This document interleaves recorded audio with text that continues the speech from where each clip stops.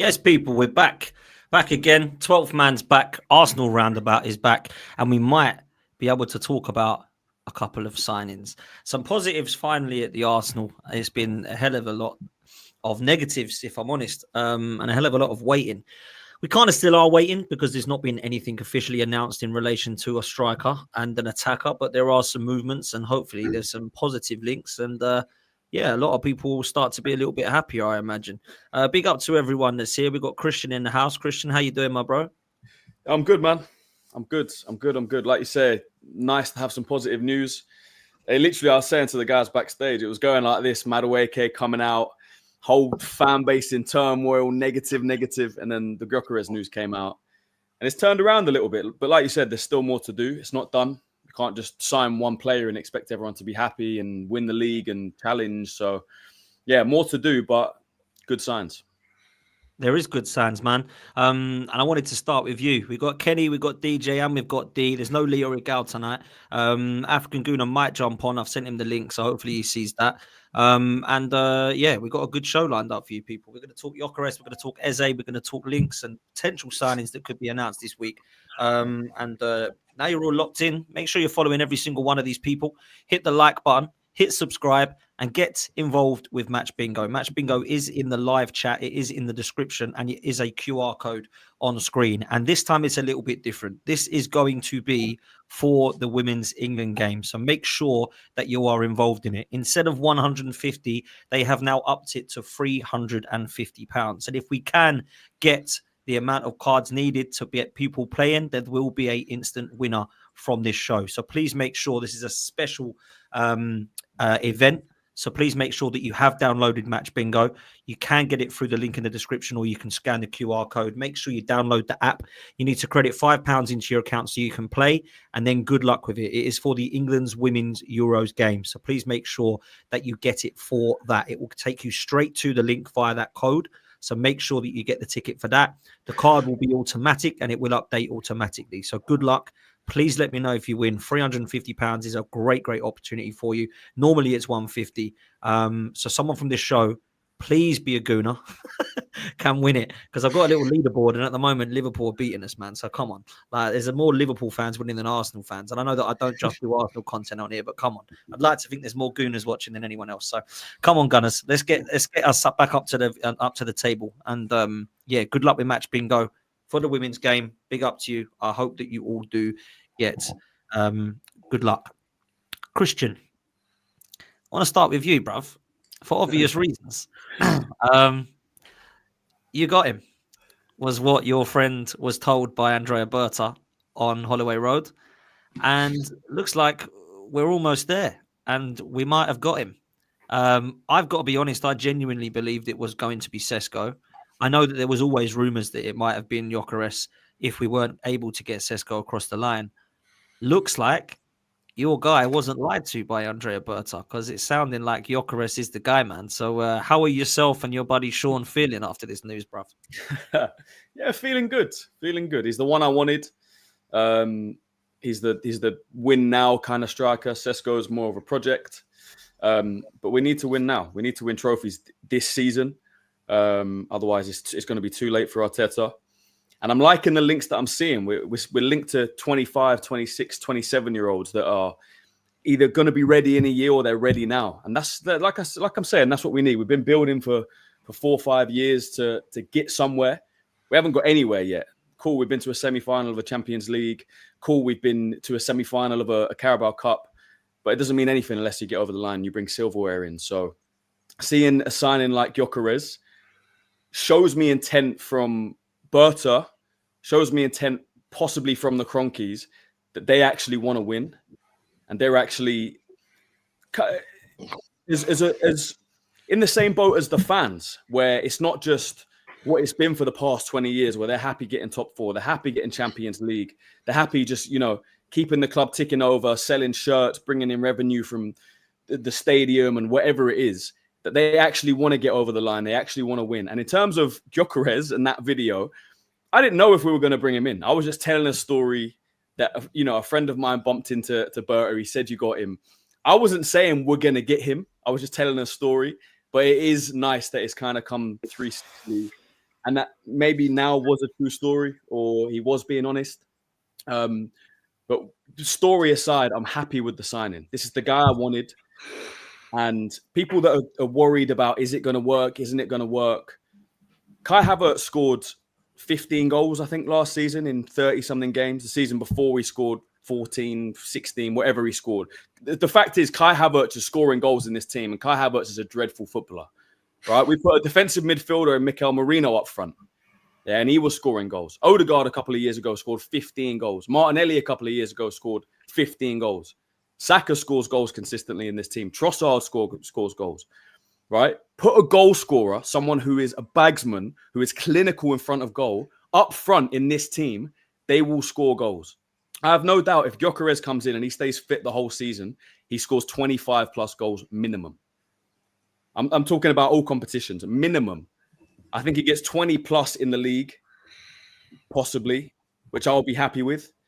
So, like I'm saying, bring me a goal scorer. Bring us someone that can get in behind, that can play on the shoulder, that's physical, that can score free kicks, right? That can bag his penalties. That is, like I say, give him 2 chances in a game, he's going to score 1. And I think that's what we're getting in Gyokeres. Don't get me wrong, Portuguese league, there's always a worry. We've seen it before. There is that risk. There's always a risk when you bring a player from another league. There's a risk when you bring a player from the Premier League, when you bring a player from any other team and they go to a bigger team where there's more pressure, more eyes on them. Of course, there's pressure, there's a risk. But Gyokeres is the guy. He was sought after, right? United wanted him. Other teams wanted him. What he's done as well in terms of, giving up £2 million wages or whatever it is, forcing the move through, refusing to train because he wants this move. I think that's going to make him loved by fans. And if he can come in and hit the ground running and we bolster around him, let's not just call, we got the striker, we're done now. Bolster around him, then maybe next season will be a better season for us. I hope it's better, bruv. I really do. Look, I've got to say I'm happy with this. The panel will know I'm happy with this. The chat will know I'm happy with this. This is the guy that I want. And big up to my guy Albert from Albert JTV. He's wanted this guy before me. And we've both been talking about what we think Gyokeres can bring to Arsenal. I think he's a bagsman. I think he's a gunman. I think he's a killer in the box. And I think that's what we've needed. Not just in terms of what he'll bring us to his all-round game, but how many times did we put the ball in the box and there's nobody there? Or we put the ball in the box, it falls to Havertz or Jesus, and they're missing the target. So, like Christian says, if Havertz, when he's fit, can get 14 goals and Merino can get 9 or 10 or whatever it was in that position, what can Gyokeres get? For me, I don't think there's any more excuses now about Arsenal not having the guy to put the ball in the back of the net. They clearly have now. So there's pressure on him. There's also pressure on Mikel Arteta, but that's obvious. There's pressure on him with or without a striker. But there is actually genuine pressure about Victor Gyokeres. But Kenny, you and I went back and forward about this. I know that Gyokeres, you're not 100% set on it. Sesko, I think you knew was going to come in the door. Looks like Gyokeres is the guy now. What happens next, bruv? Because I know you've been very key, very vocal about how we have to change our style of play now for Victor Gyokeres to kind of come to fruition. What are you telling me? 100%, yeah, because simple reason is that one of the reasons why we struggled last season wasn't because we were just, missing chances.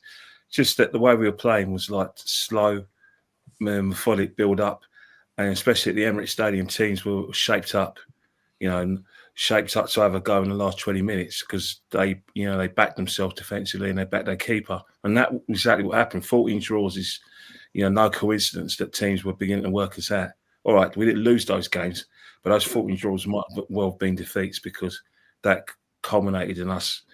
Well, if you call what happened last season a challenge, then you haven't been watching much football. But that, in terms of how Gyokeres plays, what my feeling of the thing, I would have preferred other strikers other than him and Sesko. But in terms of the footballing, the way we played, I saw a sort of plan more for Sesko than we did for Gyokeres. And clearly the manager, who has been tailing the guy for a year or two, clearly felt that way. Obviously, at the 11th hour, Leipzig got, saw their evaluations, still see him as a GOAT, didn't meet it. His personal terms as well went through the roof. But if Edu was there, I'm convinced that we would have still gone for him and we still try to get him at the end of the transfer window. I think because that's what Arsenal tend to do. We'll get to 11th hour, 1st of September, 11 o'clock, and finally he's over the line. This guy says, "No, I'm not waiting around for that. we need to win right now, and that's why Gyokeres. He's seen Gyokeres' availability. It's gone for him. Yeah, and crack on with that. You know, in terms of how we're going to play. Well, we've got a strike like that, and he's an out-and-out striker. I don't see why we can play the same way we played last season. We got to try and be a bit more get the ball forward a bit more quickly, a bit more direct, giving the service. You know, I know he's not just a box-to-box striker. He tends to run from deep as well, which was help us in terms of holding up the ball. But in terms of like the way we've got to play, just tweak it a bit more. So we haven't got him yet.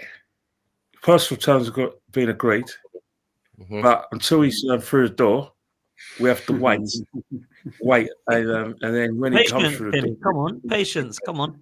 Well, you have to be patient. You have to be patient. You know, transfer ends on the 1st of September.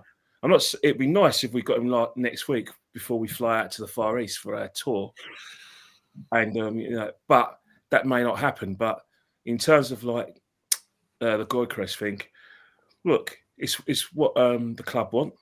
You know, I'll give him a chance. Well, one thing I will say, two things I'll say. First thing is the obvious. He's got to hit the ground running. Desperation to, like I said, win the league is just as intense as it was last season. In fact, it's more intense. So whether fans like it or not, this is a guy that is going to have a lot of pressure. Also, I just want to say congratulations to people who were there from the start. Yourself, Albert, Christian. Yeah, we've had rows about Gyokeres, so you guys being for the start. However, nil point to all those people now who have gone on their YouTube channels trying to talk about the virtues of a player when a week before they were all talking about the virtues of Sesko. Shame on you guys. Shame on you guys. Be authentic. Be yourselves. Trust me. Know, I have reservations about the signing. I still have, and I'm not scared to say it. But when you guys, you virtual signalers in our fan base, now talking about the virtues of having him, when 2 weeks ago you ignored him. I just think that's a bit crass, and I think it's just pure opportunism from our fans. But hey ho, there's fans, and then there's wannabe journalists in our fan base, in our midst. Yeah, I've got to be honest with you, and I'll come to you with this, D. I do think it's a little bit embarrassing what Kenny's saying there.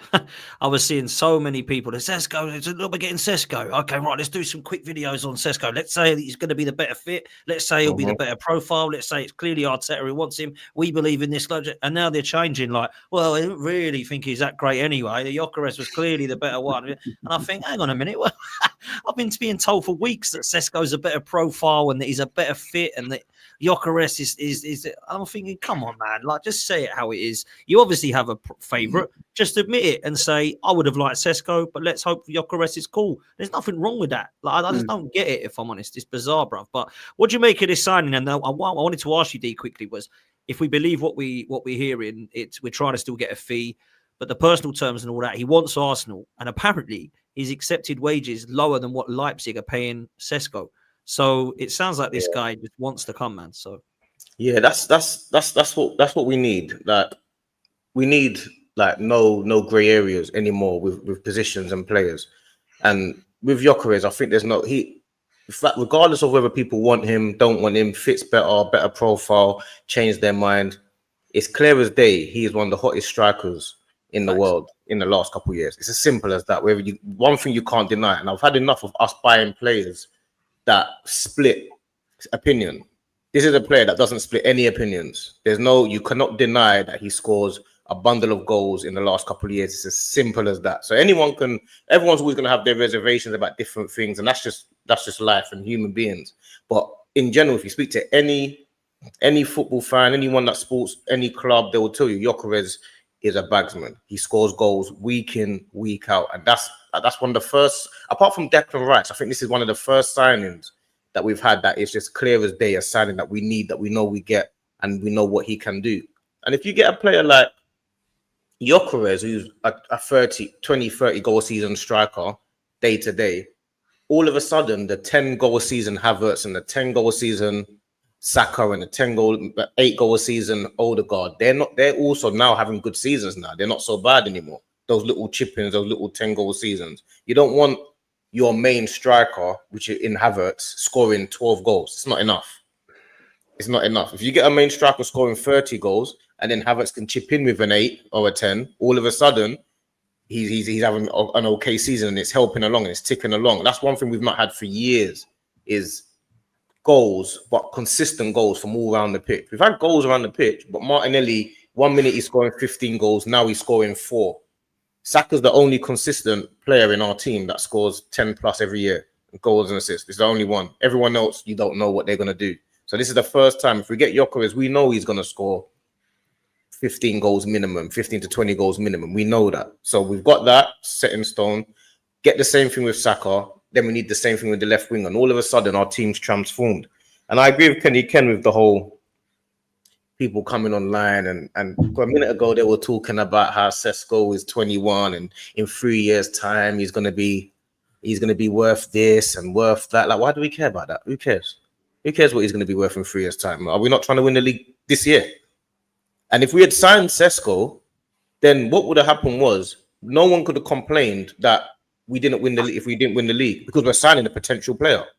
We want a player for now, but you end up signing a potential player. So no one can complain if we sign Sesko because we need to win the league now. And if you want to win the league now, you go and buy a player that is the hottest striker in the world right now. He's the only player that does Haaland numbers.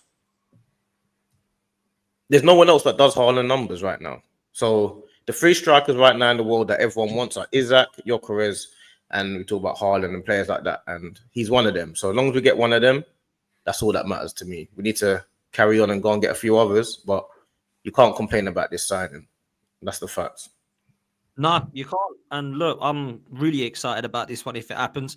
DJ ain't happened yet. Obviously, 70 million is being touted. We're trying to do it for 69 million and £1 probably. So I'm sure it will get done eventually. I just hope that it is soon.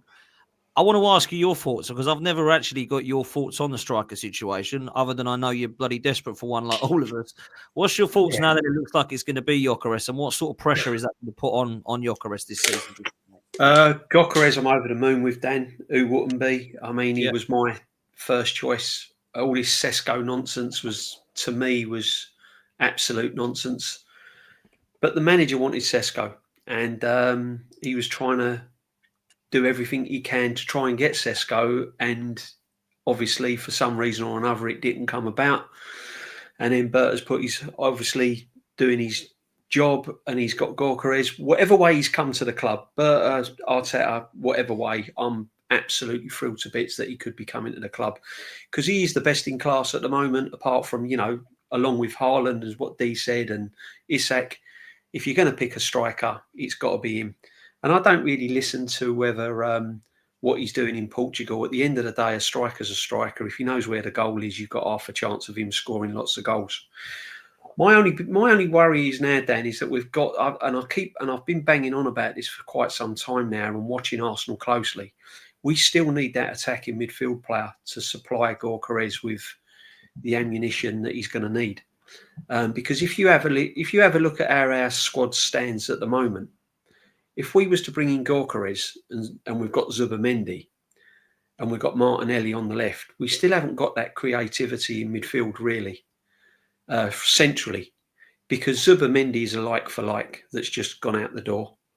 Rice is, that's not his thing. Loads of creative play. So we still need that creative midfield player. If we don't get that and we just go in the next season with Gyokeres and what we've got at the moment, we're still going to be found wanting. It's an upgrade. But then Jamie Vardy would have been an upgrade on Kai Havertz, let's be honest. I'm not being funny. Anyone's going to be an upgrade on Kai Havertz. To think that Arsenal Football Club even bought him in the first place and then to have the balls to play him up front was just madness. So, yeah, it's only going to be good if, A, the manager is going to change the way he plays to suit Gyokeres. Because there's no good the manager playing the way he plays like he did last season. Because Gyokeres will then obviously suffer with going games where he's not scoring goals. So he has to change the way he plays. He has to change tactically. And he has to be get on the front foot like he was doing sort of 2-3 seasons ago, where we were scoring goals all over the pitch.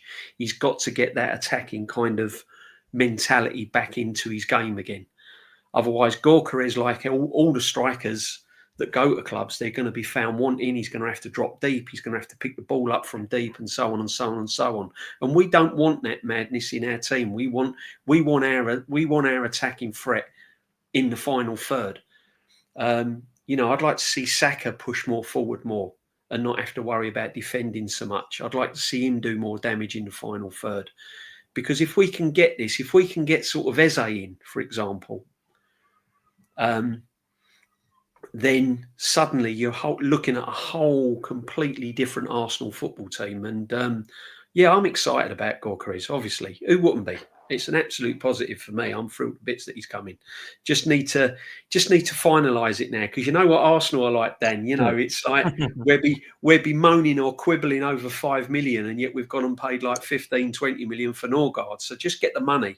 Just get the money on the table, get the guy in, get him pre-season, and just get him through the door. But I still think the left-hand side's a problem. I can't see us, we're heavily linked with Madueke. I don't think we'll do both. It's either Madueke or Rodrygo, and the likelihood it's going to be Madueke.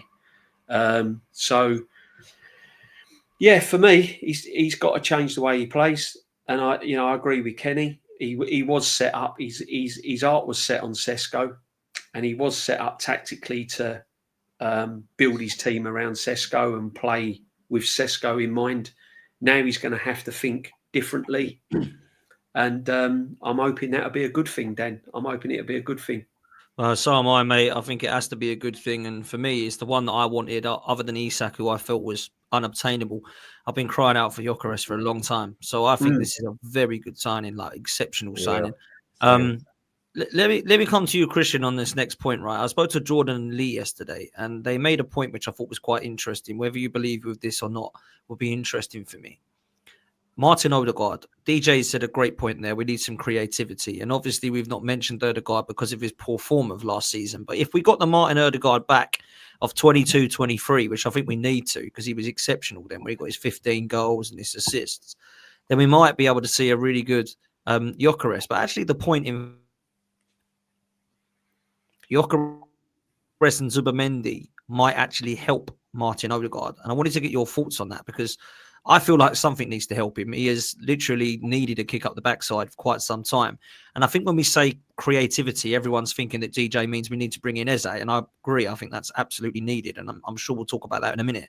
But Martin Odegaard himself, do you think Gyokeres and Zubimendi will help Martin Odegaard with an actual striker to actually feed, and with Zubimendi who gets the ball up quick and doesn't need for Odegaard to come and drop as deep as he has been? Do you think that's a good point from Jordan? Yeah, it's a good point. I think adding quality around anyone is going to help.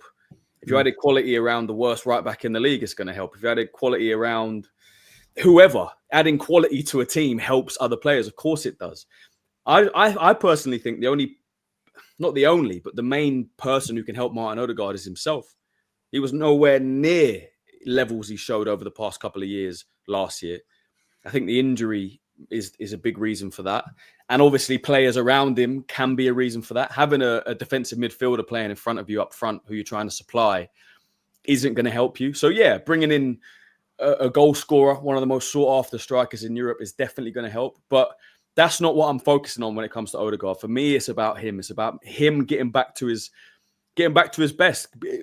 I used to see Odegaard at the Emirates, and he was the best player on the pitch.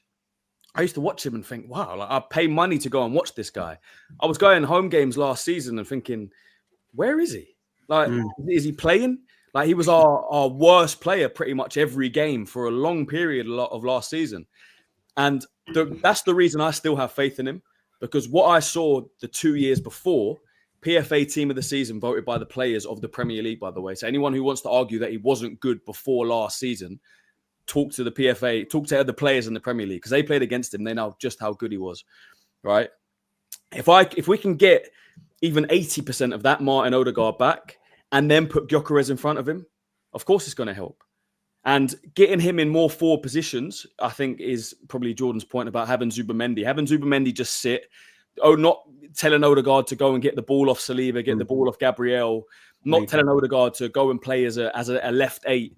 Keep Odegaard in the 10. Keep him forward. Zubimendi will do that defensive work. Rice will do the box-to-box. You do the work when it comes to creativity. I want you getting 10 assists, 12 assists, right? Why not even push for the record? Because this team is going to be good, right? If we add this left winger, say we did add an Eze or a Rodrygo, you got Saka on the right who's pushing to be world-class. You got Gyokeres, one of the most sought-after strikers in Europe. You got a world-class defense behind you, a world-class 8 in Declan Rice. I don't know how good Zubimendi is going to be, right? But some people big him up and talk that he could be a world-class player. We got quality all over the pitch, right?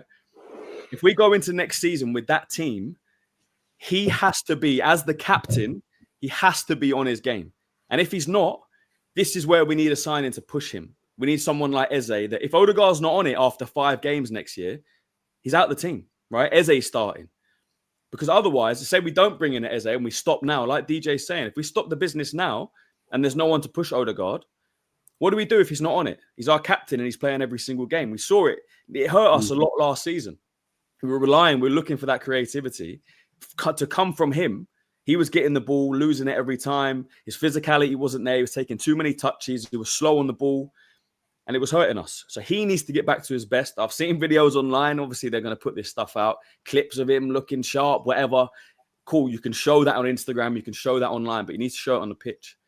Right? And we'll see it in pre-season. We'll see how good he looks. Because he's a player that you can see it quickly. Right? You can see how sharp he is pretty quick in a game because of the way he plays. He gets the ball. It's a quick turn. It's a slip through. You can see so many games last year in the first 5-10 minutes. You know, he's slow. He takes 2-3 touches. Then he gets tackled. He tries to play a through ball. He gets intercepted. You know very quickly if he's on it or not. So every game next season, he needs to be pushing to be our man of the match, our best player. If he can get back to that, we got Gyokeres up front and we sign that left winger, I'm excited for next season. And I genuinely think we can do something. I genuinely am excited by Gyokeres and the links to Eze. Kenny, I know Eze is a player you really love, and I know when we did something around Christmas time, I asked you January transfers. You said Eze. I don't know if you guys have seen this today. I heard Curtis read it out, and I looked at it myself. Now, it has come from Sun Sport. Some people do roll their eyes with that, but obviously, you know, we'll be impartial. Andrea Berta is determined to sign Eze. He will try to convince Palace, who might consider accepting a promising defender as part of the deal. While the player being considered as a make-weight in the deal is not known, Sun Sport understands he's an emerging star who's played a handful of games for the first team. Now, there's the only player I could think of was Kivior, but apparently it's Josh Nichols. Josh Nichols, isn't it? Yeah, Josh Nichols. What do we make of this?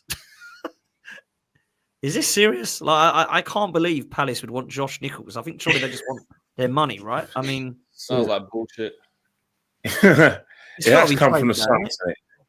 It has come from the Sun. So we you know, I think a lot of Arsenal fans stopped reading the Sun when they had that disgusting headline. You know, when something happened in London Bridge, instead of talking about those poor families who lost their lives, they talked about one of the attackers wearing an Arsenal shirt. You know, that's the level of a gutter journalism that we got part with the Sun. But in terms of Eze, well, the path is pretty clear now because, you know, for the last couple of seasons, he was covered by Tottenham, but Tottenham have ended their interest in him. Could be because Arsenal have shown an interest. He says it's Arsenal or no one. So he's definitely a player we need because from a creativity point of view, he's important. You know, he can operate down the left. He's not a left winger, but he can play down the left and he can give us options just in the Odegaard position.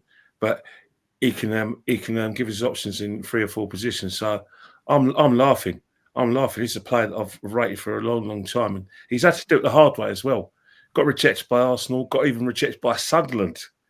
Then he went to QPR. And then from then on, he's just kicked on, forced himself into the QPR team. Did really well at Palace, forced himself into ignorant recognition.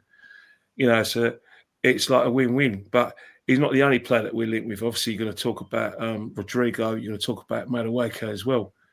But one thing, we're going to get to this anyway. All these players we're buying, all these players we've bought so far, I haven't heard anything about balancing the books. Sorry, Arsenal fans. I know you like using words like squad depth, and it's probably like the biggest buzzwords that you like to use after the word striker.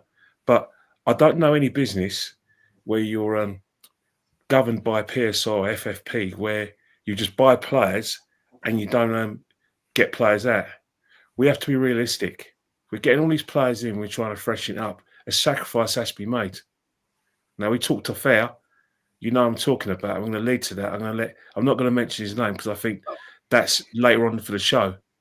But when you're talking about all these players we're getting, you have to be realistic. Just be realistic.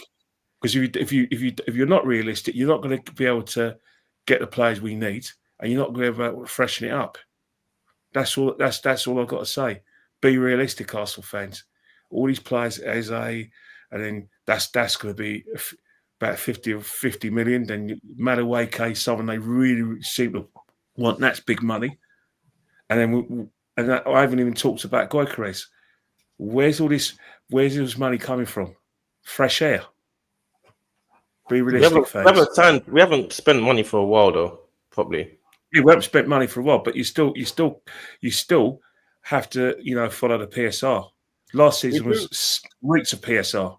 We love installments, though, don't we? So when people are talking, you can talk about installments, but you still have to, in terms of you still have to free some spaces. You have to be realistic and get someone out. Don't just think, oh yeah, we got rid of Tom's Partey. We didn't give a new contract. Oh, we paid up Tommy Asser's contract. Yeah. Anything else? Who else? How else are we going to balance the books? Help me out here, guys. Yeah, we don't. You can't. Like I said, pay Peter without dealing with Paul. Something's got to give. The thing is, Kenny, our problem is I don't know what Odegaard's doing. He was on now, he's jumped off. I think what we have to do. The problem I've got is the players we want to sell, we are going to get nothing for. All right, let's just be realistic about it. We're not going to get much money for Fabio Vieira. We're not going to get much money for Lokonga. We'll get pennies. We'll get a few million. We're not going to get much money for Zinchenko. If Trossard is to go, we're not going to get much money for him. There's only really Martinelli that can get us any form of... Where's the dilemma in that, Dan? Where's the dilemma in that? What's the dilemma in that? What's the dilemma? Tell me where the dilemma is, because I don't see it. I'll say, okay, fine. If we should be listening for offers. Everyone's got their price. Yeah, but the offers have got to come in, though. That's my point. What's that? The offers have got to come in. That's my point. I don't think they have. Yeah, and if the offer does come in, we have to be realistic and listen to offers for him. It's not. There's footballing reasons for him to be sold, as well as business reasons. But I'll be generous and say let's go for the business reasons. Who are you talking about, Martinelli? Who are you talking about? Of course. I stand by that, D. Stand on it. I stand out, chest out, arms raised, muscles raised. I've been saying it for a year that this guy, his numbers have declined and his performance has declined. Yeah. A lot of people have said there's extenuating circumstances. The majority of people are saying that it's down to the manager's tactics and the way he's being used. There could be a point in that he's not being encouraged to play off the cuff and play in his direct style, and he's been instructed to trap back, like I said, double up to stop the overload. And I do understand that. I do get that. But Saka gets asked to do that as well, and he's still managed to develop his game, and he's taken it to another level. Let's not forget Martinelli was ahead of Saka in terms of development, and then obviously there was injuries. But 1 minute they're in the sort of like the 100-meter sprint, they're like that, and then all of a sudden it's gone like that. He's left him with 10 meters to go. Yeah, definitely. There's a few players we could sell to raise funds, although not huge funds. I think Kibior is one. That's the thing. All this sort of like the how do I say it? The compass always goes back to the guy that you can get money for, and that compass always goes back to Martinelli. From a business point of view, right. Say we sell Martinelli, right? We get what, 60 million, 65 million. That's fantastic money. Okay, all right, but then and we sign Eze, who becomes our starting left winger, and Eze gets injured next year, and Trossard's starting again. You think Trossard is better backup? I hear what you're saying, but you can't. It's still good business. You can't just say, "Oh, if he gets injured," you can't keep a player like Martinelli, who everyone was saying a few years ago can be elite or will be elite, and all of a sudden we're now relegating to backup as if he's a vital player. He's not a vital player. There's a lot of people. There's a lot of people who look at Martinelli and they see they segue back to January 2020 when Conte fell over and he scored that great goal, or they segue back to other things. They don't go back that far. They go to 22, 23 when he scored 15 goals. And that's fine, but 22, 23 is 3 years away. But you know what it is, Kenny, though? I'm those levels. Yeah, but I've gone past the stage, yeah. Right now I'm at the stage of wanting the players out that are not good enough. So before I saw Martinelli, he's one of them. Trossard can go before Martinelli can go. Like I'd rather Trossard's not going to bring you big business. Martinelli is. No, but I'm not worried about that bit. I'm not worried about that. I'm worried about you as a fan ain't, but the club are the players that you want. But you're saying you'd rather sell Martinelli. You're not going to be able to improve the team and be able to spend the money that we need to spend unless you make a sacrifice. But who would you rather sell though? Forget the money. Who would you rather sell? All day long. My thoughts, Martinelli. I've been calling this guy out. Primarily, it was actually the first time I called a player out, Martinelli out, was on Dan's show last year. I've got no problem. I stick my chest out. I don't rate him. Nothing. Did you ever rate him? I don't rate either of them. I think neither going to take us to that position where we can win the league. A lot of people look at him and they look at maybe the fact he's Brazilian, or they think he's elite because of the things he's done in the past. But I'm sorry, deluded Gooner. Yeah, sorry, I see you. I see you. I've got the magnifying glass. Sorry, DG. Your man's got to go. I'm sorry, DG. You're not going to change my mind, man. What you need to do, mate, is that you need to put your club first rather than your fanboy bit first. Yeah. Let me tell you something. Did you ever rate Martinelli? I just think we're at the stage now. I did, but I think he's fallen away. Kenny, I agree at some point, but I just think that we're at the stage now where Arsenal we've had processes, we've had projects, we've had phases. We're at the stage now where we can't carry anyone. We've either got we've got to act like a big club. We've got to act like a big club. We've got to get big players in, and if it means selling assets, if it means selling players that have dropped in form and we're not getting a tune out of, and if one of those is Martinelli and a club comes in and wants to offer 55, 60 mil for him, I don't think we're in a position to turn it down. You know, we've got to stop all this nonsense now where we're just signing players just to stopgap, just to sit on the bench, just to come on and do a job. We've got to be signing players to challenging first team players for their positions. Odegaard's had a free run. He can jog about the football field for a whole season and he's got no one behind him to push him for his place. And he can just strut around and just do whatever he wants.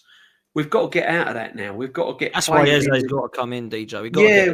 We have to now get. We've got to be acting like a big club. We've got to get players in where players are looking over their shoulder and thinking, well, if I don't perform this week, I'm gone.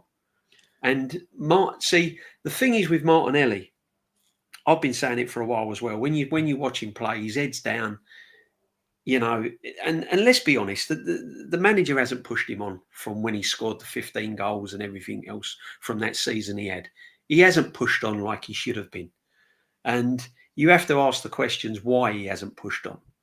You know, and if we can get money for him and it means bringing in Rodrygo or someone like that, then it's a no-brainer for me. I would sell them both. I'd get rid of Trossard. I'd get rid of Martinelli. And then I'd go big. And then if Rodrygo came up for grabs, I'd go, there you go, there's the money. Let's go. Let's do business. We've got to stop all this nonsense of bringing in players, shopping in Aldis and Lidls and just bringing in players just to sit on the bench and everything. We have to stop it all. You know, we're at the stage now where this football club needs to do serious stuff. It needs to win big trophies and it needs to move on. You know, and I've said it before.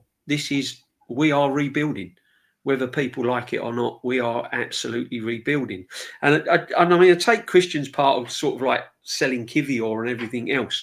The only worry for me is we're not blessed with replacements for Saliba and Gabriel.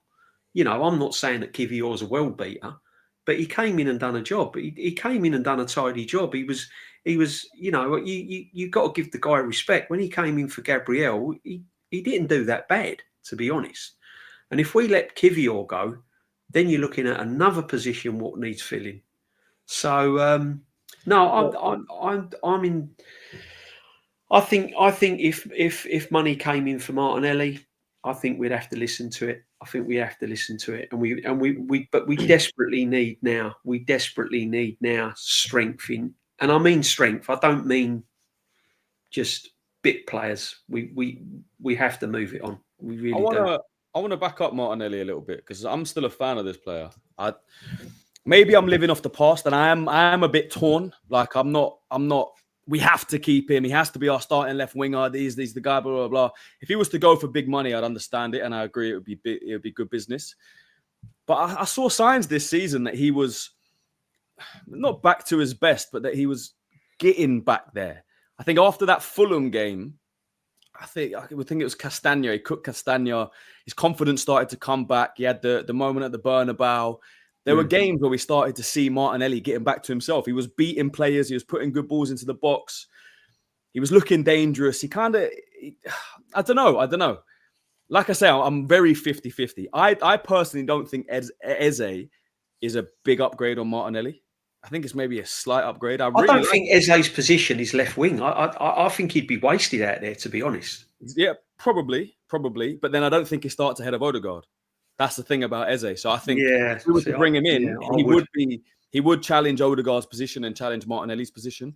The one for me, if we were to bring in, for me to be happy about Martinelli going is Rodrygo. And I think that's the same for all Arsenal. It's going to be Madueke though, isn't it?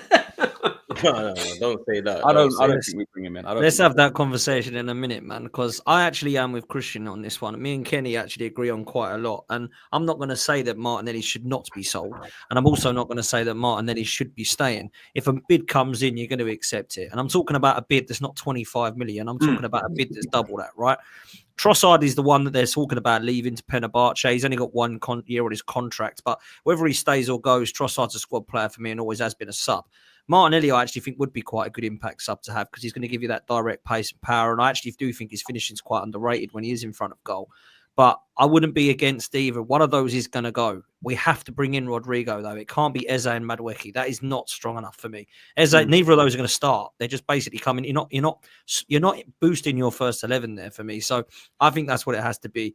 Igal, big up to you, bro. I know you don't have long. I know you wanted to jump on. What do you want to say, bro? DJB, how you doing? How you doing, Igal? Long time no see, my friend. Long time no see. I'm good. I wanted to call you out because the same show when Christian said, forget about Manchester United, he wants to come to Arsenal, and Berta basically said, we got him.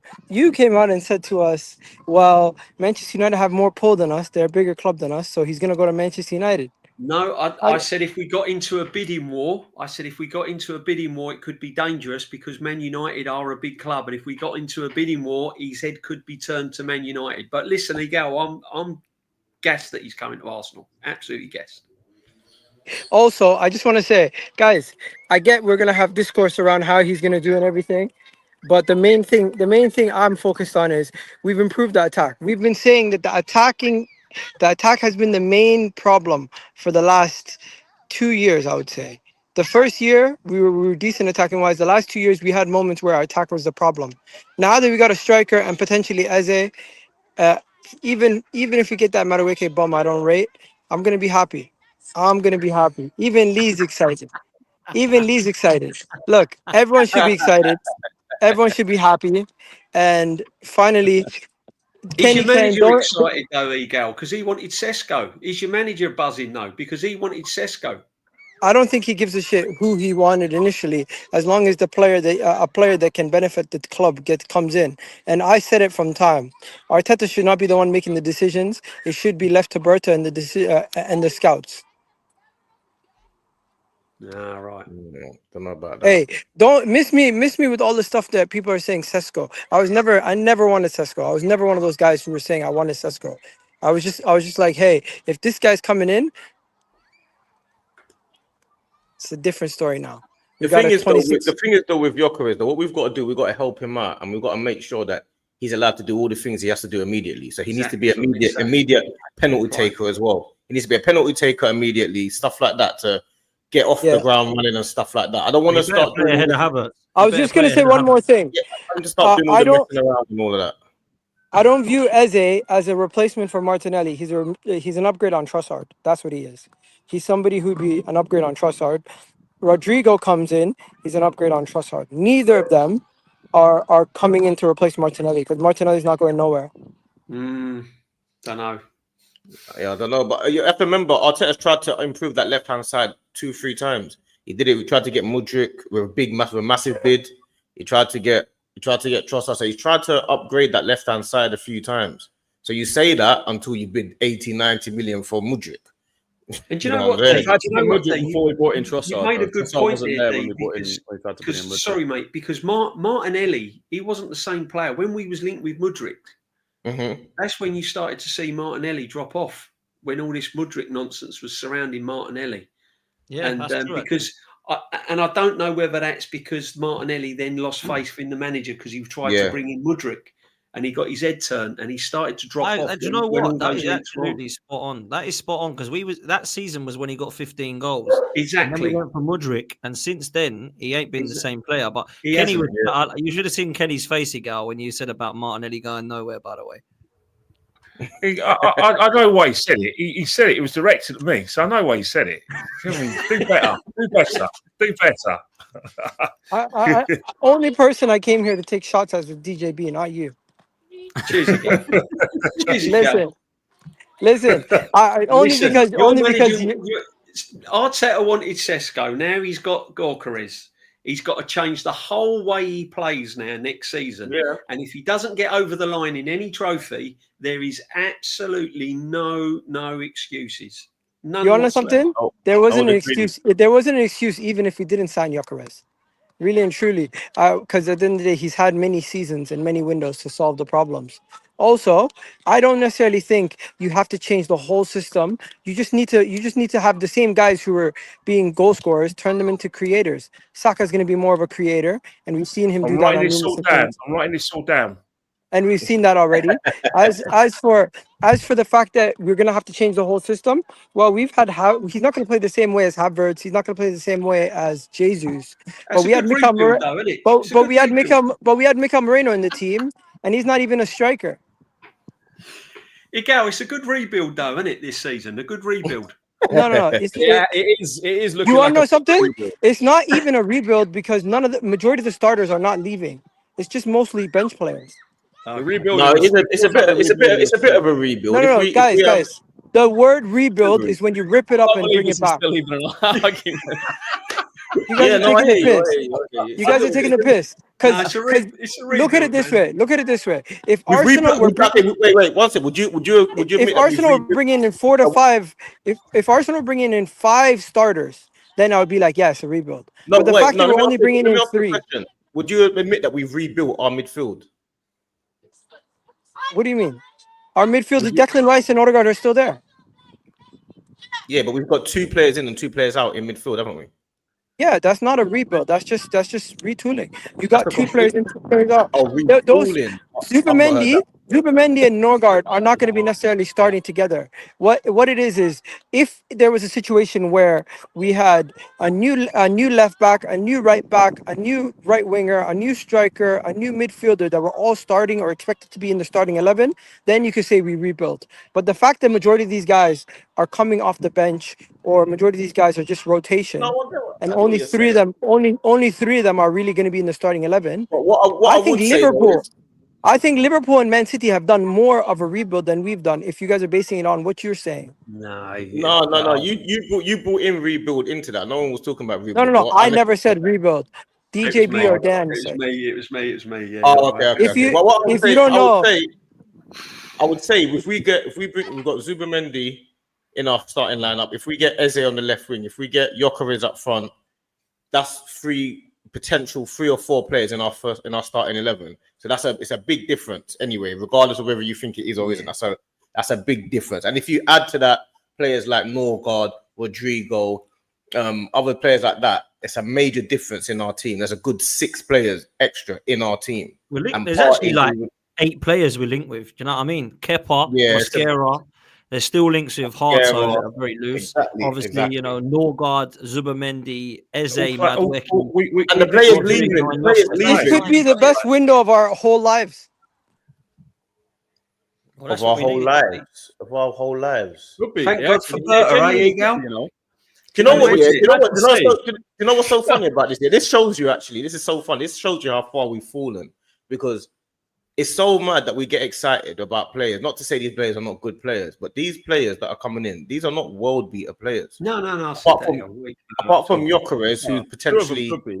apart Rodrygo from and Gyokeres, Gyokeres is could potentially a be. world beater. You got Eze coming in, Zubimendi, Norgard. These are not these players. We should not be that excited about signing these guys. The point This is is, based- we've got world beaters in our team already, right? In my Who- opinion, we've got one of who- the best who- right backs in the league. No, we have no. We've got We've some got of the Saliba and best players. Gabriel. Well, No, how but come you ain't won a trophy then? Oh, they're not world beaters. You can't call them world Who's beaters it unless down they to? unless they beat the world. You can't call them world beaters until world beaters or world class or top in their bracket in the league. For me, I went through our team before, but David Raya is one of the best keepers, in my opinion, in the league. Yeah, Yeah. the levels I saw from Timber last year, I don't know if he can replicate that Yeah, next yeah. season with the injuries he's Yeah. had, but he was top That's quality. right, Saliba and Yeah. Gabriel, don't be talking about. All right, left Yeah. back, Miles Lewis-Skelly's young. Calafiori, I think, is a good player. So maybe that's an area where you can say we don't have someone who's on the verge or world class, right? Zubimendi, if he's as good as people and Arsenal fans are saying he is, maybe he's in that conversation. Declan Rice, world class player. Martin Odegaard, like I said, potential problem if he can't get back to levels. and Saka, Saka. we don't need to talk about because And Gyokeres. ridiculous quality. Gyokeres, like I said, if he can put the numbers up anywhere near he's been doing over the past couple of years in the Premier League, and then Rodrygo, who again is a world class player. For me, that is a complete team that should be winning a Premier League. Yeah, but that's not what you said. Though. Challenging for a Champions League. That's not what you said. You said we've got world beaters, and the difference is if you've got world beaters in your team, there's no argument about it. So you see how we say Saka's world class and Well, I take that back then. World beaters is a wrong phrase. Yeah, exactly. People can say world class. There's debates about whether or not these guys are the best in the world because they haven't won the trophies. You to be regarded as the best and the greatest, you have to really win. Well, then or you say that Mikel Marino, because he won a Euros, he's a world beater. No, forget Marino. I'm saying I'm just saying these phrases are thrown around, but what do they actually mean? They mean Mustafi won a World Cup. Was he a world beater? No, but you can win trophies without being a Cup, world. Germany Cup. You can win trophies. These phrases get thrown around. I'm just saying how good they are. Are they in the top 3, top 5? You can win trophies, but you can win trophies without being a world beater. But I don't think you can be a world beater without winning trophies. You get it?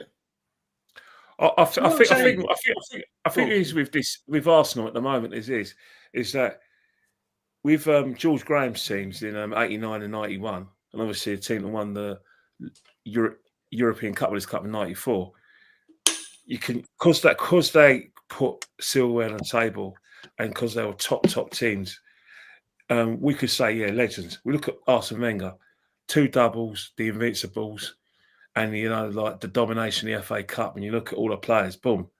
The problem we've got with this team is that it's only an opinion and it ain't a fact until they give us success, and that is the situation. There's a lot of players who I think are close to world class. DG is telling Dan to ask me, do I think Saka and Saliba are world class? I've given you all you guys individually my answer, so I'm not going to bore you to tears with it. Dan knows my answer. The situation is, unfortunately, you can't compare any of our players to George Graham's teams, to Arsene Wenger's teams until they deliver the big one, which is Premiership. For me, the Premier League is more important than the Champions League. I respect your opinions because I know how much the Champions League means to all of you guys individually, because you've seen Chelsea win it, because you've seen Forest win it, seen Aston Villa win it. But to be the best, and this is what we like to call ourselves, the best, got to win the league, because there's no dispute, especially our league with Man City and Chelsea, Man City and Liverpool in it. No one can take that away from you, and then you could start having your podcasts or your little WhatsApp groups or your little pub stuff and say, right, who do we put in that League of Legends? I hear you, Ace. We do need Champions League badly, and I get it. I want it that badly, but I want the league more because I want proof we are the best. We are the best. Do we look? Were Chelsea the best team in Europe when they won it in 2012 and 2021? They're not. Officially they are, but they weren't really, were they? If we win the league next season with Man City's, like massive squad, the fact that they've been building their squad since January, obviously Liverpool, God bless his soul, Diego Jota. I pray for his parents. I pray for everyone else. But they still got a top. They're still buying big. They still got a top squad. They're the teams that we need to beat. If we beat those two teams with those squads, it's not in dispute, man. We are the best. Call Saka world class by all means. Call the other guys world class. But we need success. Yeah. The thing is, we're the only top club around the world, or big club, should I say, that has big gaps in our history. Like, we've never won the Champions League before. We've never retained the Premier League. You see that these type of things, they can't be associated with top clubs. How can you be a top club and never won the Champions League? That doesn't even make sense.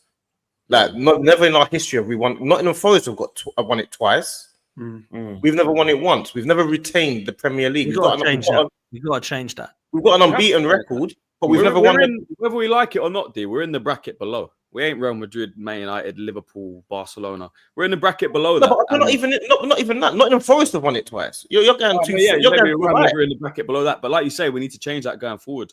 And the only way to do that is, like you say, back-to-back Premier Leagues, win doubles, Champions League.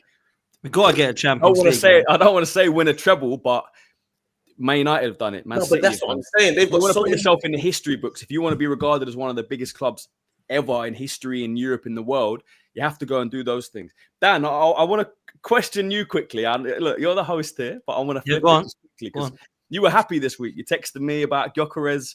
I like seeing you happy. It's nice seeing a happy Dan Potts. So I just want to ask you quickly. Yeah. In my opinion, this window so far is a 5 or a 6 out of 10. Bringing in a Gyokeres probably makes it a 6, but there's a lot of work more. There's a lot more work to do. I just want to know your opinion on what makes this window go from a 5, 6 into a 10. What do we have to do now to make it a 10 out of 10 perfect window for you? Yeah, it's a great question, man. I was asked this the other day about how do I rate the window, and I looked at the window and we had Kepa, and I thought, I can't rate it. Sorry. Now we've got Kepa, we've got Zubimendi, we've got Gyokeres, looks like he's coming in. To get that towards an 8 or a 9 out of 10, for me, Eze has to come through, and he has to come through alongside Rodrygo. It's not Eze or Rodrygo. It has to be both. I like the links with Mosquera personally. I'm not going to say I know a lot about him, but I do think that there's a need for a player like that, because if Saliba is going to play the amount of games that he has in the last 2, I would worry that he's going to go crumbling down. So I think we need a defender coming in.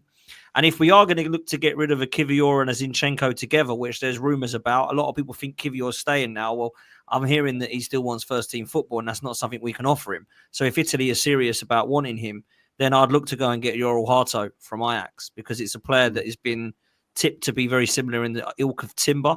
And I wonder if the future of our...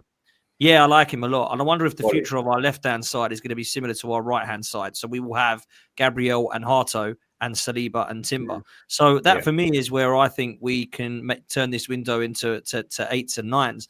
Now, I've never given in under Arteta the window anything higher than a 6. So I'd like to, and that's not Arteta's, just Arteta's fault, by the way, before people come at me. I do think that that's a whole collector Arsenal under the Cronkies. There hasn't been a window which I thought, wow, even the Declan Rice window, we were like, go on then, get Kudus, make it a 7 or an 8 or a 9. And we didn't. And, you know, Kudus obviously ended up going to West Ham. So I think for me, you know, I'm not really fussed about the Madueke one. Ethan, Saliba and Saka, I'd actually give that another point of a rating if we keep all of them as well, because they have to stay. I mean, there's rumours that Saliba's been offered a deal today, offered a contract today. It's just come out. That's good. Hopefully he's happy with that and he signs. Saka likewise. The Ethan thing, I kind of wanted to touch, but I'm going to do something a little bit different. I'm going to do some of these super chats, and I've got a couple of questions. And I'm Christian won't mind this, but I've taken his idea from the Football Zone the other day, which me and Terry did, which is a truth or trash thing.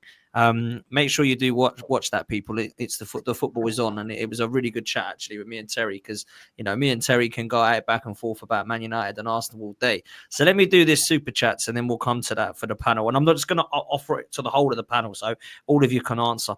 Thomas John says Leipzig didn't lower the price for Sesko because of Klopp. Now, I forgot about this. Klopp is actually involved with a lot of this now, isn't he, in relation to, I don't know what his role is, but he's actually there as well. So maybe Jurgen Klopp was like, nah. Shaitanya says, don't think we'll get Rodrygo and Eze both, but we do need both. Someone has to be sold. Who will it be first? We've obviously had the Trossard and Martinelli conversation. Deluded, I did put this one up for you, mate. If you're still here, Kenny Ken, you know his answer. And Brian has said, Martinelli is so limited. I hate watching him play. I can't wait until Arsenal fans open their eyes about him, sell him, get 50 million. I think that's a little bit harsh, personally. I like Martinelli. However, I understand and appreciate the people that want him sold. That's fair as well. Let me chuck these to the panel. It's truth or trash. It's quite simple. I'm going to put a statement out. You believe it's true, say it's true. You think it's trash, say it's trash. Gyokeres will score more than 15 Premier League goals for Arsenal this season. Yeah, easily. True. Easily true. I'm going to go true if that's all competitions. Oh, yeah, Premier League goals, true. I'm going to go true. Obviously, fitness permitting, obviously. Okay, a lot of truth in the chat. What are you saying, Kenny? You're not asked me yet. No, that's what I'm asking you now, because there's a lot of truth in the chat. Sorry. I think 15 goals be his limit. Yeah, he won't score more than that, but I think 15 goals be. No, that's a terrible season. That's a terrible season if he scores. There won't be 15. loads more. Not necessarily, because if you get 15 goals from Odegaard, 15 goals from Saka, and then 15 goals from someone else, that's 60 goals from 4 players. That does, like I said, contribute towards a genuine challenge for the league, because that's what 10 from Eze if he comes in. Yeah. I tell you why he has to get this bare minimum. For the league. Nah, he's got to get more than that. I'll tell you why he has to get this bare minimum, which is why I went with 15, because Havertz got 13 or 14. So he has to get a bare minimum. Havertz got 13 2 years ago. Havertz got 9 in 23. There we go. So this guy has got to get. I mean, 15 for me would be that's poor. Okay, but I think I'm just touching on Havertz. Where's he? What's if Gyokeres comes in now? Because that's another thing. I mean, as far as I'm concerned, the biggest signing, not only for his goals, it just puts Havertz completely out the. That's what we think. That's what we think. That's what we think. But you know what this manager's like. Is he going to do madness and put Gyokeres on the left and put Havertz down the middle? You know what I mean? He might put Havertz left. What I think we might see sometimes. The man goes and puts Party at right back. So who knows? I wouldn't put it past him. Sometimes is Gyokeres obviously down the middle. Whoever's on the left, Martinelli, Eze, whoever. I think you might see Odegaard playing more in the 8 and Rice in the 6 sometimes. Rotating out Zubamendi and having Havertz then playing almost centre forward 10 position. Yeah. He likes him there. He likes him in an 8. He likes him kind of in the half spaces. So we might see that. My place Havertz would be on the transfer market. Get him gone. For me, the only way this transfer window can be a 10 out of 10 is to bring in Rodrygo, bring in Eze, sell Kai Havertz. I think Havertz could be off next summer as well. I think Havertz could be off next summer. I think with 2 years left on his contract, I know that's going to be. He's going to have to be unhappy at Arsenal to want to go with the contract we've put him on. But there's Germany clubs circling apparently, and I wouldn't be against selling him. I think it's interesting this question next because there's actually 2 in 1. Ethan Nwaneri will remain at Arsenal and play enough minutes at Arsenal this season. Do you think that's true or trash? Yeah, true. I hope it's true. I hope he fights for his place. No, I think that's trash. I think Nwaneri's days are numbered under this manager. I've said it all along. I think it's another Emil Smith Rowe. How numbered are you talking? I think he's going to go. I think he's either going to be loaned out because if you're talking about bringing Eze in and you got Havertz as well, and then if we do madness and bring Madueke in who can play on the right and he can play on the left, and we don't get Rodrygo, because I'm still convinced we ain't going to get Rodrygo.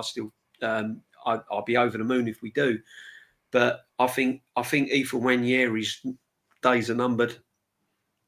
You've only got to look at the evidence of last season. Look at the evidence of last season. Man was watching. Do you know what I mean? He was what No, I think he's gone. I think he's gone under this manager. So Yeah. I don't think he's got a future at Arsenal at the moment. Sadly, very sadly. I think I'm with DJ, you know. I love Nwaneri. I think he's a So do quality I. player. I'd love him to stay. I'd love him to sign a contract. I'd love him to get minutes. Mm. But just some of the stuff I've heard off the pitch. Dan, you told me some stuff last year. There's other stuff I've heard. Didn't make sense when Odegaard was injured. He wasn't in the team. And then he was in the team with quality. And then there was chances to give him minutes, and he didn't give him minutes and stuff like I said, like stuff I heard and whatever. There's a reason that he didn't get minutes last year. There's a reason he hasn't signed a contract yet.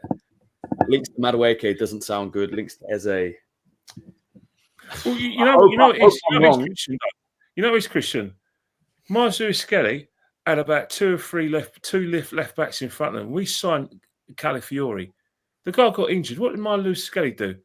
He rolled his sleeves up, calmed himself, relaxed himself, and made that left back berth his own, to the extent that he's playing for his national team. At the moment, he is the man in possession for the left back spot next year in the Three Nations World Cup. Over to you, Ethan. I'm with you, Kenny, because Ethan doesn't even start for the England under 21s. That's Yeah, but hang on a minute. He doesn't even start for England under 21s, so we're giving him way too much props. We're going like he's doing what Yamal's doing. Look who Ethan had in front of him compared to Skelly. Skelly was at left back by default. He makes a good point, though. Interestingly, he doesn't start for England. He came on in the final in extra time. He's got players that don't even play for he hasn't had enough minutes starting ahead of him. It's just, but it's interesting to see because people have talked about him pushing for a England first team spot. No way. So the fact that he's not starting for the 21s, is it a training issue? Is it a quality issue that we're not seeing? I don't know. I really don't know. I like him as a player. I think he's got a lot of potential. Yeah. My gut feeling says that he goes. Yeah, I think so. I think what it is that people are being mischievous and leaking stuff that they shouldn't be leaking. You shouldn't be leaking stuff about, he wants assurances. Who's doing it? Is the club doing it? Or It's him and his agent. Him and his agent, yeah. At the end of the day, that's naughty. I think this, to be fair, right, this is my opinion, I think it has been a bit blown out of proportion. And I'll tell you why. I think Ethan clearly wants a new contract. Arsenal clearly want to give him a new contract. And I think Arsenal want to keep him. I don't know if Ethan wants to stay at Arsenal. I haven't got a clue, right? What I will say is this.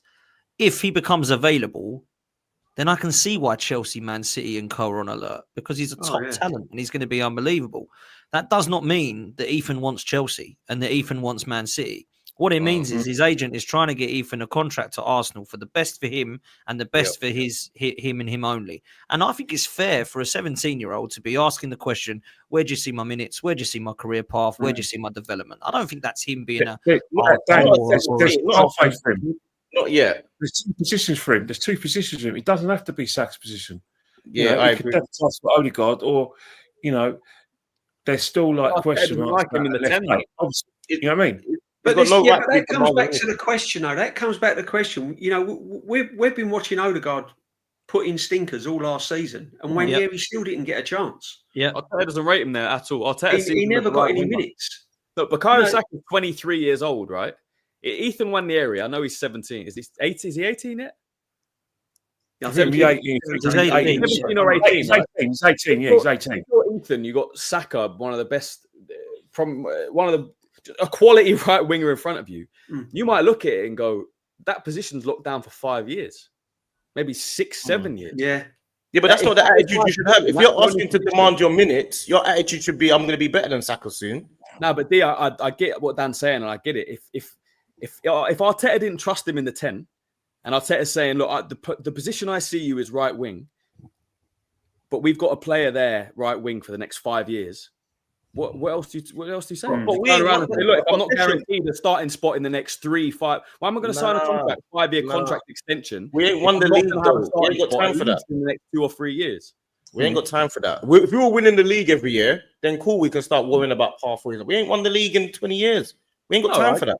Yeah, we're talking about the bigger picture. We're talking about just specifically. No, but that's what I'm saying. Arteta right now hasn't got time to guarantee Ethan minutes. That's the point I'm making. Why I think he goes. That's why we're saying it's trash. That's why he's got to go.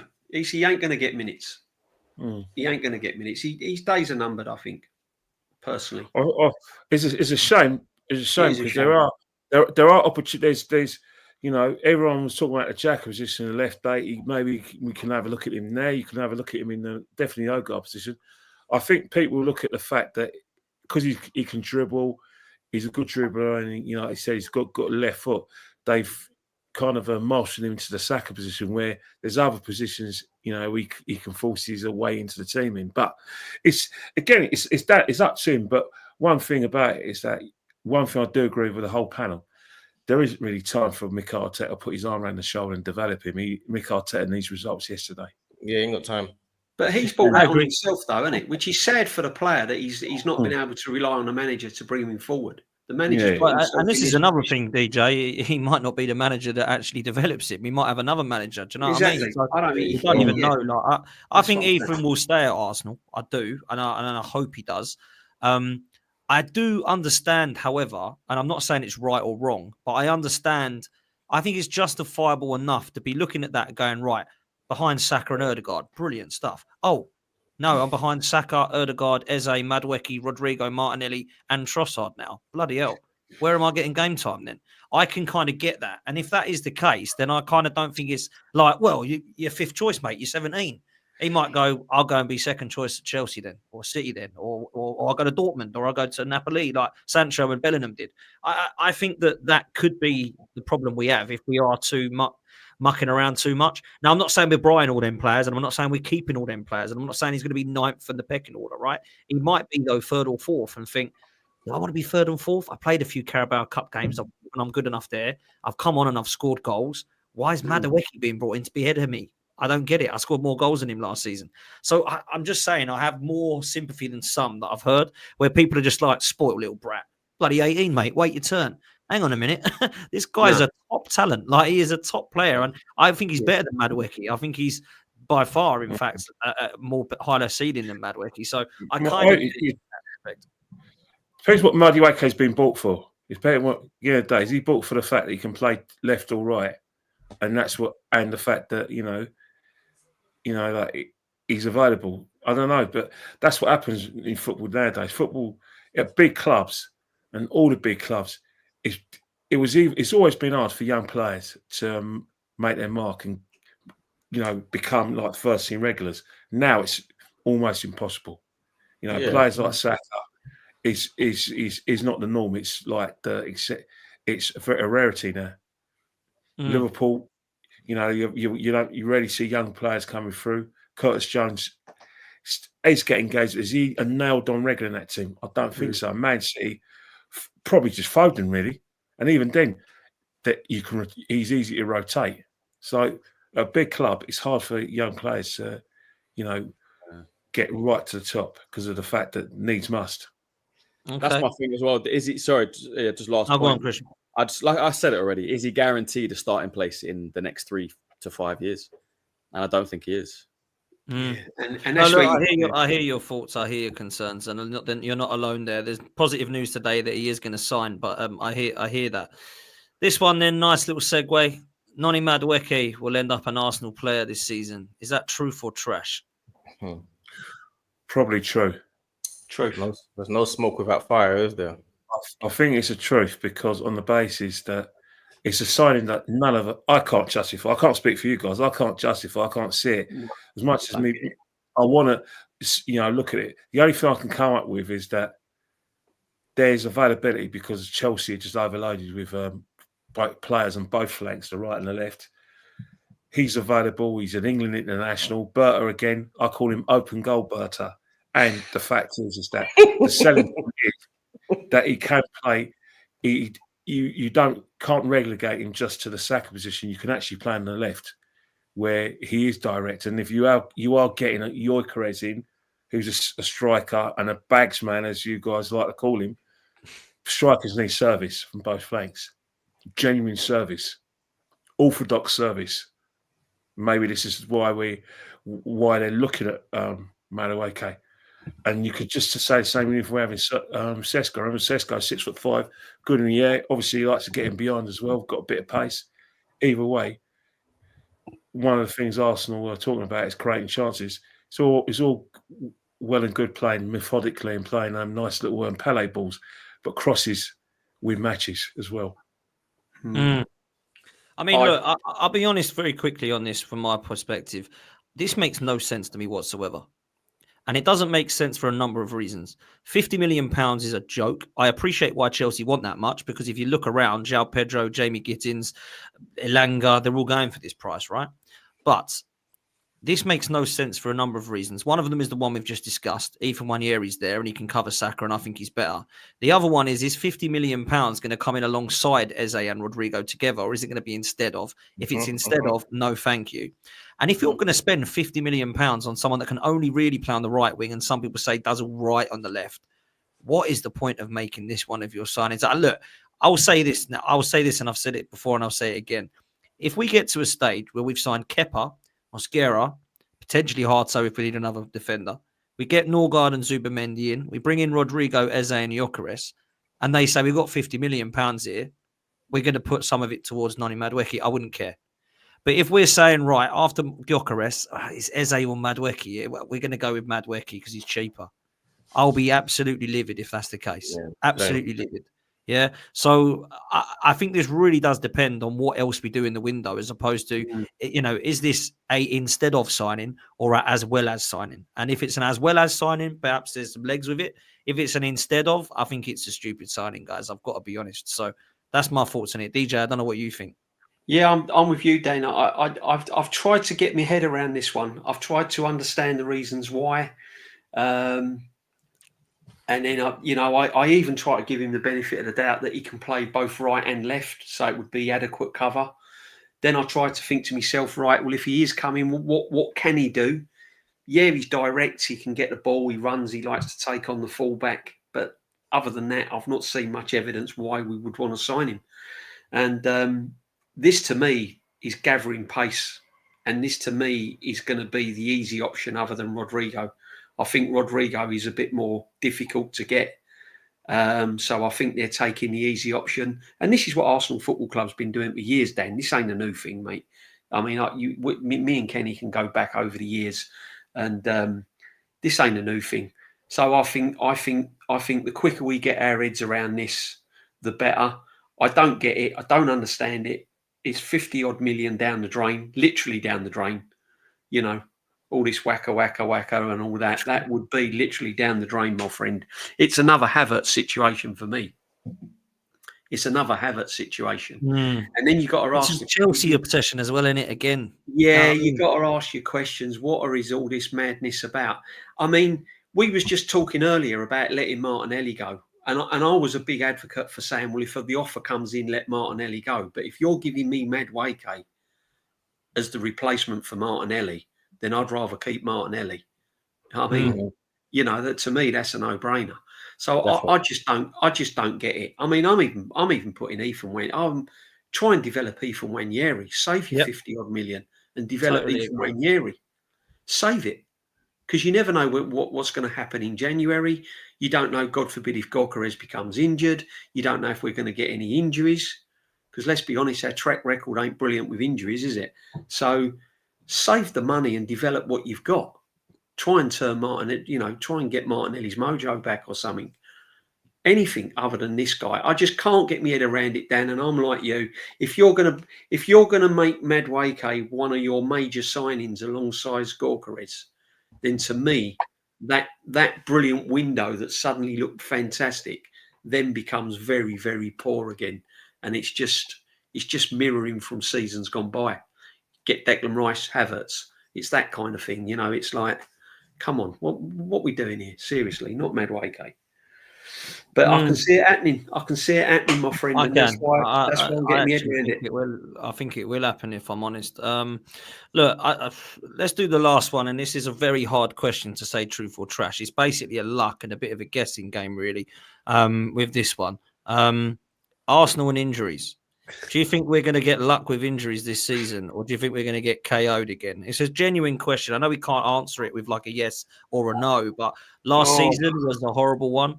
And I worry again because we've got 4 or 5 coming back from hamstring injuries. I don't know what you think. Dan, we've answered the question already. We've in a sort of roundabout way. That's why we need to get the bodies in. Yeah, you can't overpay players. You know, the two players last season that we overplayed was Saka and Havertz. Both of them got serious hamstring injuries. You can't say, oh, call me harsh, but defenders and goalkeepers, I'm not worried about them being overworked. They're defenders and goalkeepers, get away with it. But when you talk about like strikers, especially match winners, yeah, then I think, yeah, sometimes you've got to freshen it up. But Arsenal will get injuries. Hence the fact they have to get a big squad, you know, freshen it up and get players who can come in and do something. So injuries are inevitability. In the Champions League, 8 games, not group stages where it's all like set up for the big teams to get into the last 16. You have to fight for every game. So injuries are going to happen. We're going to play midweek and on Saturday or Sunday. Plus, we've got the League Cup that everyone wants to win as well. Who knows? Who knows? Remember, we got Newcastle in the semi-finals. We couldn't really rest players. We've got to play our best team. So, yeah, injuries are inevitability. We are going to get injuries. Hence the fact we need to prepare for it and get a bigger squad. I think it's down to the manager, our game management. It's his in-game management and how he manages his squad, because he's clearly got to take some responsibility, and he's got to look at himself next season, going into next season. So for me, that question there is down to the manager. Is he going to change? Is he going to be more braver? Is he going to rotate? You know, because when he was playing Saka in games that he didn't need to play him in, Gabriel games that he didn't need to play him in, I mean, all that's got to stop for next season. So if the manager carries on the way he's going, we'll just end up with the same injuries. If he changes, rotates, because let's be honest, we've got Norgard to rotate with Declan Rice. I mean, who sorted that one out? I don't know, but there you go. So yeah, no, he's got to. That's down. I think that's down to in-game management. That's down to the manager to sort that one out, mate. Definitely, the deeper your squad is, the less you risk the players getting injured. But we had 28 or 29 injuries last season. Surely next season it's nowhere near that. Yeah, I pray it's nowhere near that. And look, if they bring in the depth that they're talking about bringing in, bring in 2, 3, 4 more players, then it shouldn't be as bad. I pray. What are you saying, D? I think it'll be a bit better next year. And that's just purely hope. But I hope we don't get injuries to specific players. Like, I don't want Gyokeres out.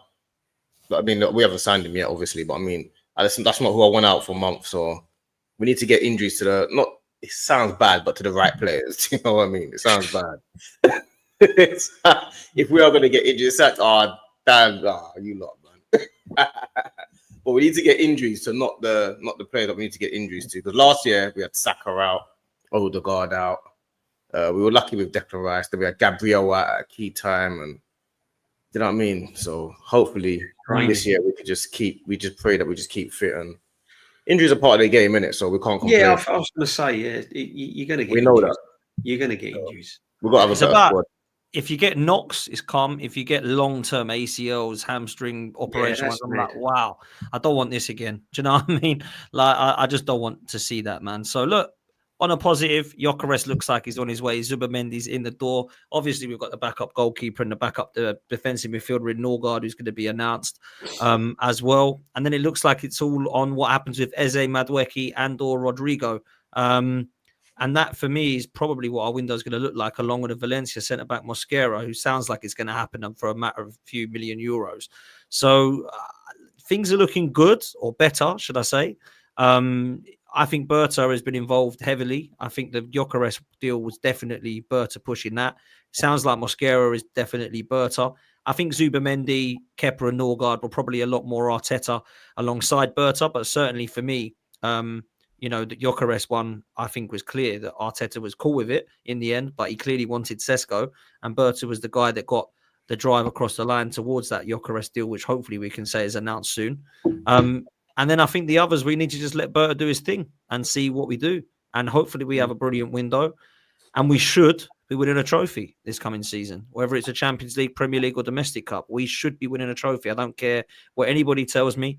And even if we do get injuries, let's say like Dee says, the worst thing happens. We get to Christmas and we're flying and Gyokeres goes down and he's out for, 3 months. we should still win a trophy. It's not none of this. Oh well, next season Arteta's got to stay because he's got injured now for 3 months. I'm not having any of that. Like we've got to go and win a trophy, whether it's Havertz up front, Jesus up front, or Gyokeres. We have to. So that's what I will say. But look, we're gonna end it there. Big up to everyone. There's some good questions there as well. Big up to all your super chats. I really appreciate it. And big up to Christian. Christian, what you got coming up? How can people follow you, bruv? Yeah, just search my name on socials. Working with the football's on. Thanks for coming down to the shoot a couple of weeks ago. Some of that's starting to come out. Big up. And yeah, man, my content always, like sports content, slows down when it's summer. So I'll be back on that. Some AFTV stuff. Yeah, pretty much it, man. Top man. Make sure you're following Kenny Ken on Instagram. Kenny, are you enjoying the tennis and any single sport other than football, bruv? Any updates for us, mate? No updates. I'm not really a tennis fan, even if it's Wimbledon. But I do like cricket. I think, and at the moment it's 1-1 in the Test series between England and India. India thrashed England, absolutely ruined them. And there's a game tomorrow, starting at Lords, the home of cricket. So get yourselves over there. And the West Indies are 2-0 down against Australia.